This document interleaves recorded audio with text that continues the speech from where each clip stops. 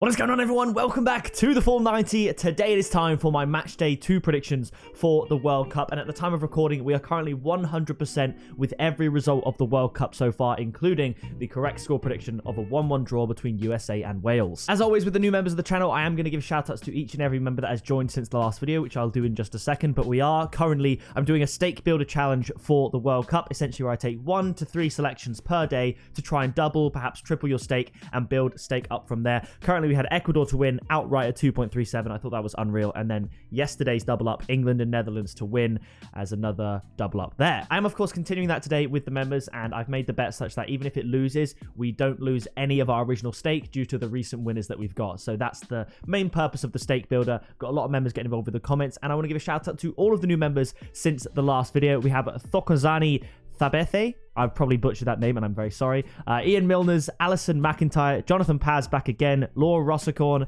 Yushra Sujil Grunge, Licky Iman, PK Management, Zachary Thornacroft, Grizzle Dazzle, Salam Schwan, Law D, Frank M. Baby, Alex Zuvich, Zor U, and Chris Johns Jr. If you want to shout out in the next video and you want to get involved with the members only tips, the stake builder challenges, everything else like that, then feel free to click the join button down below or the first link in the description. With that being said, it is time to get on with the predictions for today's video. I do also want to say thank you so much for 23,000 subscribers. If you are new around here and you want to see these prediction videos, be sure to subscribe down below. First game, Wales up against Iran. Wales, when I saw their first half against USA, I was a little bit worried as to how they'd get back into that game, but at the end of the day, Wales, who I said technically on paper should be the better team, showed their quality in the second half and definitely could have ended up winning that game against USA. I suppose draw was a fair result given how quite lackadaisical they were in the first half. But Iran, they did score a couple of goals against England, but that was when the game was gone. They didn't look particularly good. I'm going for a Wales win in this fixture,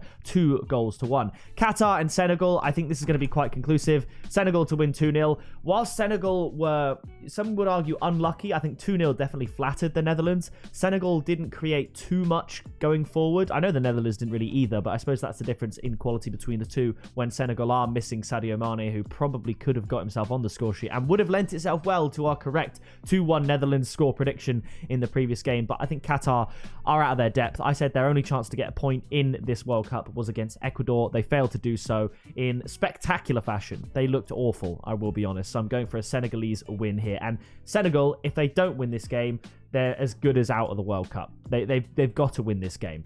After that, it's Netherlands up against Ecuador. I thought Ecuador were pretty good, but I think Qatar made them look that way. And whilst Netherlands, it wasn't the perfect start for them in terms of how they played, it was in terms of a good 3 points against Senegal. And I'm going to give them just the edge, just the win over Ecuador. It's going to be close. They're actually less likely, according to the odds, to beat Ecuador than they were Senegal. And I think that's just off the back of Ecuador's good performance against Qatar in round 1. After this, it's England up against USA. USA, they like to keep things fast-paced, frantic, but that does lend themselves to that second half collapse where they don't have the legs, they don't have the stamina to go toe-to-toe with teams like Wales, and I think it'll be the same story with England. I think USA will come flying out the blocks. They might even score first. I'm going to give them a goal, but I'm going to give England 3. England look good going forward, and I think they'll have enough to see off this USA team, who will, in my opinion, likely burn out in the second half. So I'm going for a 3-1 win to England, and with the added time that they're adding onto these games, the way I see it, it seems to me that, it wouldn't surprise me rather, if they're using technology to figure out how long the ball has actually been in play. So whilst we're used to only a few minutes at a time, it wouldn't surprise me if they've got technology that says, right, that throw-in took 8 seconds, we'll add that on. That corner took 15 seconds. Because if you're being strict about it, although it's not what we're used to, I've seen second halves where there's been, by the 60-minute mark, 10 minutes of the first 15 minutes, the ball has been out of play, whether it be throw-ins, fouls, corners, but you just kind of accept that it doesn't really get added on. So it wouldn't surprise me because people are seeing 5+ minutes added on where nothing happened. But if you sit with a stopwatch, watch the football, see the ball go out, click it, count it up, you would be surprised as to how much time the ball is not actually in open play. And I think that is where the added minutes are coming from. Because if you just watch a game, watch the first 5 minutes of the second half, let's say, throw-ins can genuinely take 10+ seconds each time. And if there's 20 throw-ins, that right there is 3+ minutes of added time that people usually just ignore. So that's where I think the added time is coming from. It has to be. So I'm going for a 3-1 win here. And I think with the extra time, goals in games like this where USA might look a bit tired in the second half, there'll be probably 5+ minutes again. England can pile on the goals. After this, it's Tunisia up against Australia. I'm backing Tunisia to beat Australia 1-0. We're now getting into the realms of groups and teams that haven't yet played, because that's how I have to record it to get the videos uploaded. Because obviously this channel, these videos, it's a hobby for me, and it's not my full-time job. So there is that. Obviously, I do spend a lot of time on the member stuff as well. I've already done all that for today.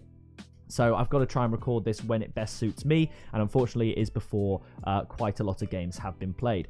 After this, it's Poland up against Saudi Arabia. I think quality is going to shine through. Poland, Saudi Arabia, this is like the Qatar of the group. Basically, every team, Mexico, Poland, Argentina, of course, will think, I've got to beat Saudi Arabia. Let's beat Saudi Arabia, and I think it's going to happen. I'm going for a 2-0 win to Poland. I wouldn't sleep on Saudi Arabia, but Poland did just better. So 2-0. I think Poland win outright, and those odds looks very, very good. After this, it's France up against Denmark. I'm going for a little bit of a shock here. I think France and Denmark are going to be the teams to go through, so a draw wouldn't be the worst result. So I'm going to go for a 2-2 draw. France are better than Denmark. I will fight anyone who tells me otherwise. France are better than Denmark. But sometimes in football, that doesn't matter. And France, they're missing Karim, the dream. Denmark, they'll be up for it. Because one thing that helps in football is belief and hope. Denmark have beaten France recently. Denmark will not give France too much respect like some other teams might. Denmark are going to go toe-to-toe with France. And whilst I think it's likely France win 2 or 3-1, I'm going to give a draw for this one, just to try and differentiate myself from other predictions and try and get myself up the league. So for this one, I'd probably look at both teams to score as a tip and stay away from the result market. Argentina, Mexico. I like Mexico a lot, but this Argentina team are too good. I'm going to go for a 3-1 win to Argentina. Again, haven't seen them play yet. I think they play Saudi Arabia in about 10 minutes time, and I expect them to get a fairly comfortable victory against Saudi Arabia. And obviously Mexico play Poland today as well. After this, it's Japan against Costa Rica. Going to be an interesting game. Japan are better. Japan are going to win 2-1. Enough said about that one. Belgium, Morocco is going to be a tough one again. I think Belgium, they're the best team in the group, but man, am I not confident in predicting them to win each time. I am going to predict them to win 2-1. I really like Morocco. I like what they have to offer, but I just think when it matters the most, typically the European teams do tend to get the better of the African teams.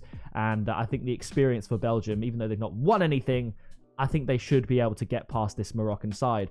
Croatia, Canada is another very, very difficult one. I really, really do rate Canada. I'm just going to give it another 2-1. This is a much more closely contested group than people think. I think people are writing off Morocco and Canada in terms of qualification, but I think Canada are probably... one of the best North American teams. There's only USA and Mexico. Mexico's like Central America, but I think it's considered North in terms of the divide between the two. I think Canada are probably one of the best. They're looking really, really fresh, really good. I'm just going to shade it to Croatia. This is a tough one. Again, both teams to score for both these games wouldn't surprise me, because I think this group is very closely contested, even if I do think Belgium and Croatia ultimately will qualify. Spain and Germany, very difficult. Germany are defensively suspect in the sense that I do think Spain are going to score. Germany are obviously made up of mostly Bayern Munich players, and what do Bayern Munich do? They win games by scoring more than the other team, and they don't really have to worry about conceding goals because they're going to score loads. So Bayern concede a lot. Germany typically do concede in their games, even if they're against much lower opposition, the likes of Armenia, Romania, all scoring against Germany in recent fixtures. Spain are going to score. Germany are going to score, so why look past anything other than both teams to score? Either team could win this, but regardless, I think both teams score. It could be a draw, so I'm sitting on the fence. Both teams to score has to be the tip there.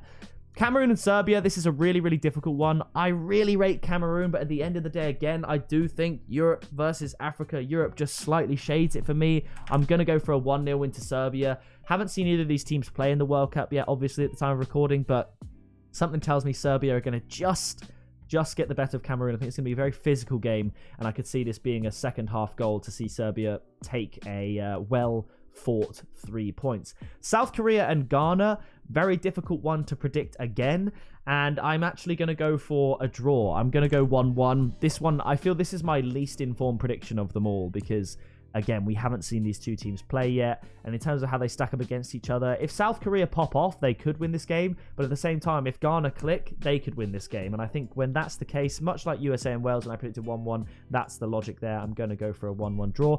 Brazil and Switzerland. I'll give Switzerland a goal, but ultimately it won't matter because I think Brazil are going to win this game. So I'm going to go 2-1. Brazil are just, all they need, Brazil, is 3 points. They just need to try and top the group, and I think they're going to do that.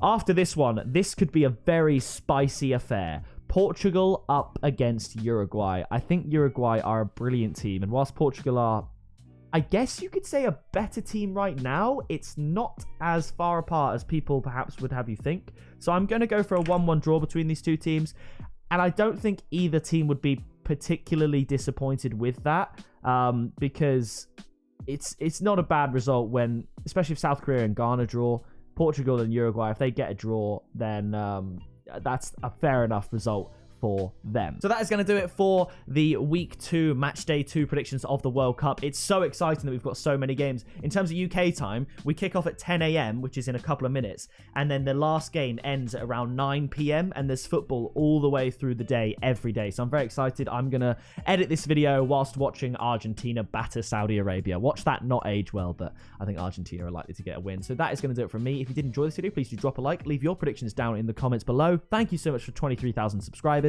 and I will see you in the next video very soon.